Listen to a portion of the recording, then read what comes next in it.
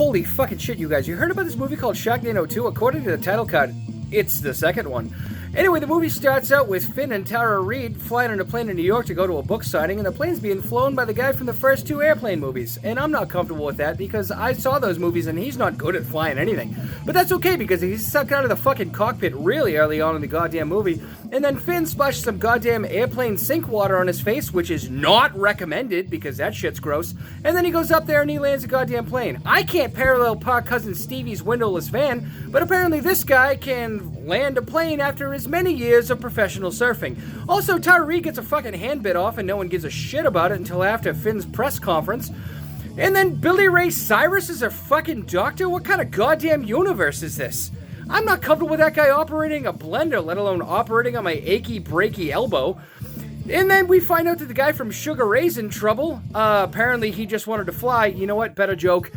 This happens to him every morning.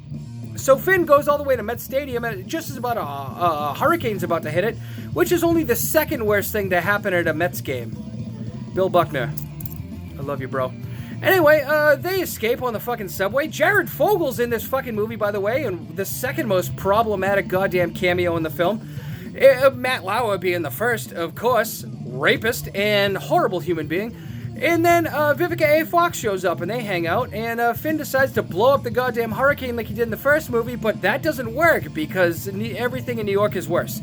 So then he decides he needs to freeze these fucking tornadoes full of sharks. Tara Reid shows up and she's wearing a necklace. She got dressed out of a hospital bed with no clothes, one hand, but put on a necklace. Good for you, Tara. I'm proud of your commitment.